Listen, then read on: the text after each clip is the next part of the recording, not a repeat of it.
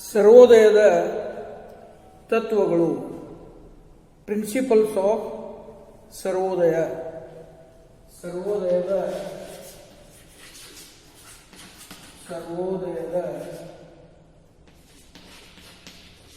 ತತ್ವಗಳು. ಸರ್ವೋದಯದ ತತ್ವಗಳು.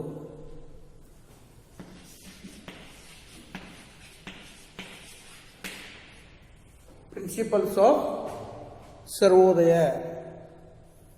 ಪ್ರಿನ್ಸಿಪಲ್ಸ್ ಆಫ್ ಸರ್ವೋದಯದಲ್ಲಿ ನಾವೇನು ಕಾಣ್ತೀವಿ ಅಂತಂದ್ರೆ, ಪ್ರಿನ್ಸಿಪಲ್ಸ್ ಆಫ್ ಸರ್ವೋದಯ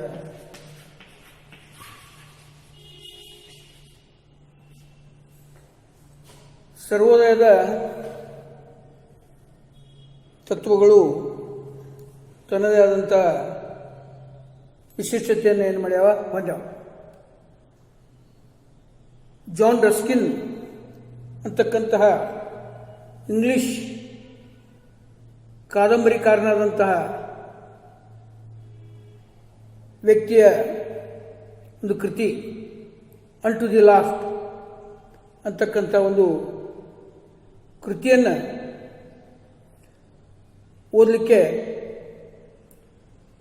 ಟ್ರಾನ್ಸ್ವಾಲಾ ಕ್ರಿಟಿಕ್ ಅಂತಕ್ಕಂಥ ಪತ್ರಿಕೆಯ ಸಹಾಯಕ ಸಂಪಾದಕರಾದಂಥ ಎಚ್.ಎಸ್.ಎಲ್.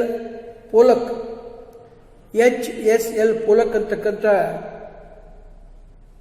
ಪತ್ರಿಕೆಯ ಸಹಾಯ ಸಂಪಾದಕ ಆತ ಏನು ಮಾಡ್ತಾನ, ಜೋಹಾನ್ಸ್ಬರ್ಗ್ನಿಂದ ಡರ್ಬನ್ನಿಗೆ ರೈಲಿನಲ್ಲಿ ಪ್ರಯಾಣ ಮಾಡ್ತಕ್ಕಂತಹ ಸಂದರ್ಭದಲ್ಲಿ ಗಾಂಧೀಜಿಯವರಿಗೆ ಪೋಲಕ್ ಅಂತಕ್ಕಂಥ ವ್ಯಕ್ತಿ ಅನ್ ಟು ದಿ ಲಾಸ್ಟ್ ಅಂತಕ್ಕಂಥ ಒಂದು ಕೃತಿಯನ್ನು ಕೊಡ್ತಾನೆ. ಈ ಜೋಹಾನ್ಸ್ಬರ್ಗ್ನಿಂದ ಡರ್ಬನ್ಗೆ ಹೋಗ್ತಕ್ಕಂಥ 24 ಗಂಟೆಗಳ ರೈಲು ಪ್ರಯಾಣದಲ್ಲಿ ಗಾಂಧೀಜಿಯವರು ಅನ್ ಟು ದಿ ಲಾಸ್ಟ್ ಅಂತಕ್ಕಂಥ ಒಂದು ಕೃತಿಯನ್ನು ಏನು ಮಾಡ್ತಾರೆ, ಅಧ್ಯಯನ ಮಾಡ್ತಾರೆ. ಆ ಕೃತಿಯಲ್ಲಿ ಬರ್ತಕ್ಕಂತಹ ವಿಚಾರಗಳು, ಅದರಲ್ಲಿರ್ತಕ್ಕಂತಹ ಆದರ್ಶದ ತತ್ವಗಳು, ಮಾನವ ಜನಾಂಗದ ಅಭಿವೃದ್ಧಿಯ ಬಗೆಗೆ, ಮನುಕುಲದ ಕಲ್ಯಾಣದ ಬಗೆಗೆ ಇರ್ತಕ್ಕಂಥ ವಿಚಾರಗಳು ಗಾಂಧೀಜಿಯವರ ಮನಸ್ಸಿನ ಮೇಲೆ ಅಗಾಧವಾದಂಥ ಏನಾಗ್ತವೆ, ಪರಿಣಾಮವನ್ನು ಉಂಟು ಮಾಡ್ತಾವೆ. ಈ ಹಿನ್ನೆಲೆಯಲ್ಲಿ ಸರ್ವೋದಯದ ತತ್ವಗಳೇನಾಗ್ಯಾವ, ರೂಪುಗೊಂಡಾವತಕ್ಕಂಥ ಮಾತನ್ನು ನಾವೇನು ಮಾಡ್ಬೋದು, ಹೇಳ್ಬೋದು. ಪ್ರತಿಯೊಂದು ಕಾರ್ಯಕ್ರಮಗಳಲ್ಲಿ ತನ್ನದೇ ಆದಂತಹ ತತ್ವ ಹಾಗೂ ರೂಪರೇಷೆಗಳು ಕಂಡುಬರ್ತವೆ. ಅದರಂತೆ ಸರ್ವೋದಯದ ಕಾರ್ಯಕ್ರಮವೂ ಕೂಡ, ಪರಿಕಲ್ಪನೆಯೂ ಕೂಡ ತನ್ನದೇ ಆದಂತಹ ವಿಶಿಷ್ಟವಾದಂತಹ ತತ್ವಗಳನ್ನು ಏನು ಮಾಡ್ಯಾವ, ಹೊಂದ್ಯಾವ. ಮಾನವನು ನೈಸರ್ಗಿಕವಾಗಿ ಆಲಸಿ, ಮತ್ತೊಬ್ಬರಿಗೆ ತೊಂದರೆಯನ್ನು ಕೊಡ್ತಕ್ಕಂತಹ ಪ್ರವೃತ್ತಿ, ಅತಿಕಾಮುಕತನ ಮುಂತಾದ ಕೆಲವು ಗುಣಗಳನ್ನೇನು ಮಾಡ್ಯಾನ, ಹೊಂದಿದ್ದಾನೆ. ಇಂತಹ ತಾಮಸಿ ಗುಣಗಳನ್ನು, ದುಷ್ಟ ಗುಣಗಳನ್ನು ನಿಯಂತ್ರಿಸಲು ದಂಡದ, ಶಿಕ್ಷೆಯ ಅಥವಾ ಬಡಿಗೆಯ ಅವಶ್ಯಕತೆ ಇರುತ್ತದೆ.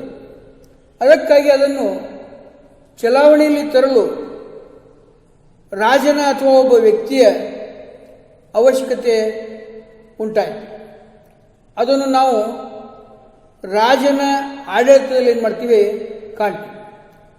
ರಾಜನ ವಾಣಿಯೇ ದೇವರ ವಾಣಿ ಎಂದು ತಿಳಿದು ಅನುಸರಿಸ್ತಕ್ಕಂಥ ಒಂದು ಪದ್ಧತಿ ಕ್ರಮೇಣ ಏನಾಯಿತು, ಬೆಳೆದುಕೊಂಡು ಬಂದಿತು. ಇನ್ನೊಬ್ಬ ಚಿಂತಕ ಸಿಗ್ಮಂಡ್ ಫ್ರೈಡ್ ಅಂತಕ್ಕಂತಹ ಮನಃಶಾಸ್ತ್ರಜ್ಞ ಏನು ಹೇಳ್ತಾನಂತಂದ್ರೆ ಸಿಗ್ಮಂಡ್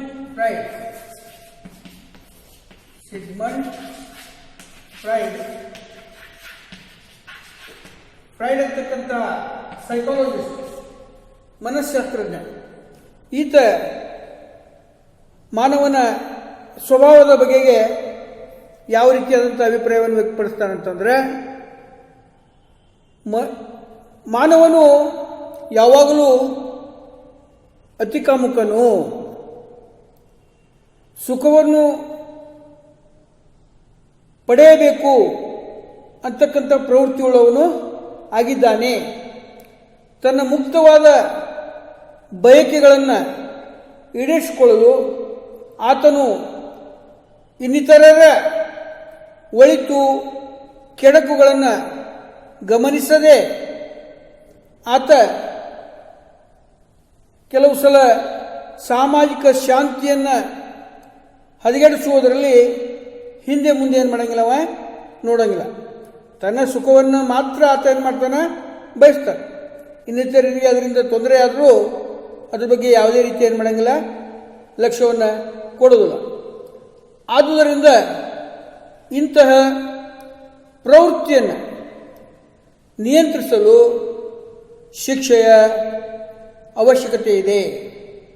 ಆ ಶಿಕ್ಷೆಯನ್ನು ಕಾರ್ಯರೂಪದಲ್ಲಿ ತರಲು ಅಧಿಕಾರದ ಅವಶ್ಯಕತೆ ಇದೆ ಅಂತಕ್ಕಂಥ ಮಾತನ್ನು ಸಿಗ್ಮಂಡ್ ಫ್ರಾಯ್ಡ್ ಅಂತಕ್ಕಂಥ ಮನಃಶಾಸ್ತ್ರಜ್ಞ ಏನು ಮಾಡ್ತಾನೆ, ಹೇಳ್ತಾನೆ.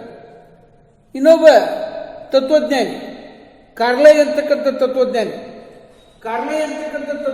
ಏನು ಹೇಳ್ತಾನಂದ್ರೆ, ಕಾರ್ಲೈ ಅಂತಕ್ಕಂಥ ತತ್ವಜ್ಞಾನಿ ಈತೇನು ಹೇಳ್ತಾನೆ ಅಂತಂದ್ರೆ, ಮನುಷ್ಯನ ಸ್ವಭಾವದ ಬಗೆಗೆ ಮನುಷ್ಯ ಒಳಿತು ಕೆಡಕುಗಳ ಸಂಗಮನಾಗಿದ್ದಾನೆ. ಪವಿತ್ರ ಅಪವಿತ್ರ ಹಾಗೂ ನಾಗರಿಕ ಅನಾಗರಿಕ ಸ್ವಭಾವವನ್ನು ಏನು ಮಾಡ್ಯಾನ, ಹೊಂದಿದ್ದಾನೆ ಅಂತಕ್ಕಂಥ ಮಾತನ್ನು ಕಾರ್ಲೆ ಅಂತಕ್ಕಂಥ ತತ್ವಜ್ಞಾನ ಹೇಳ್ತಾನೆ. ಮಹಾತ್ಮ ಗಾಂಧೀಜಿಯವರು ಮಾನವನ ಸ್ವಭಾವದ ಬಗ್ಗೆ ಯಾವ ರೀತಿಯಾದಂಥ ಒಂದು ಅಭಿಪ್ರಾಯವನ್ನು ವ್ಯಕ್ತಪಡಿಸ್ತಾರಂದ್ರೆ, ಮಾನವನು ನಿಸರ್ಗ ಸಹಜವಾಗಿ ಒಳ್ಳೆಯವನೇ ಆಗಿದ್ದಾನೆ. ಆದ್ಮೇಲೆ ನಾವು ಯಾವಾಗಲೂ ಏನು ಮಾಡಬೇಕು, ಒಳ್ಳೆಯದನ್ನೇ ಕಾಣಬೇಕು ಅಂತಕ್ಕಂತಹ ಒಂದು ತತ್ವವನ್ನು ವಿಚಾರವನ್ನು ಹೇಳ್ಯಾರ. ಹೀಗೆ ಮಾನವನ ಸ್ವಭಾವದ ಬಗೆಗೆ ಉದಾತ್ತವಾದಂತಹ ತತ್ವ ವಿಚಾರವನ್ನು ಏನು ಮಾಡಿದ್ರು, ಗಾಂಧೀಜಿಯವರು ಹೊಂದಿದ್ರು. ಸರ್ವೋದಯ ಬಹಳ ಉದಾತ್ತವಾದ ಮಾನವೀಯತೆಯ ಪರಿಕಲ್ಪನೆಯನ್ನು ಮಾಡಿದ ಒಳಗೊಂಡರು. ಸರ್ವೋದಯ ಮತ್ತು ಮಾನವೀಯತೆಯ ಪರಿಕಲ್ಪನೆ, ಸರ್ವೋದಯ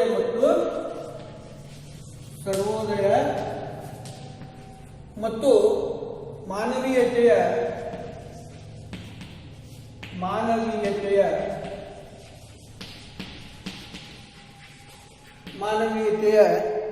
ಪರಿಕಲ್ಪನೆ.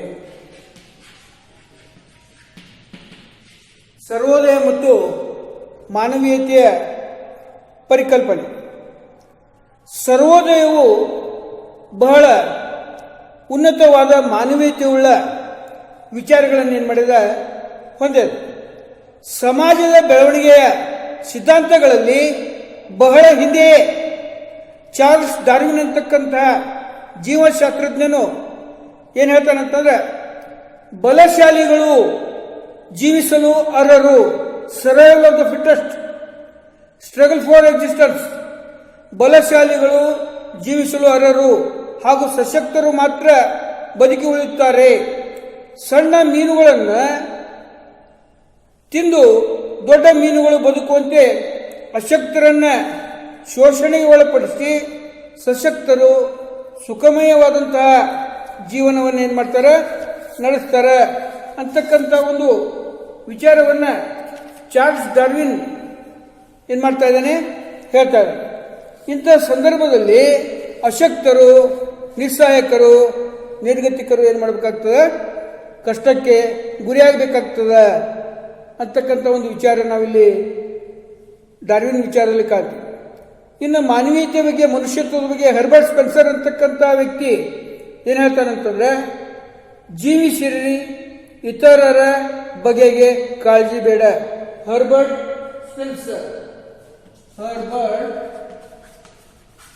ಸ್ಪೆನ್ಸರ್ ಏನ್ ಹೇಳ್ತಾನಂದ್ರೆ,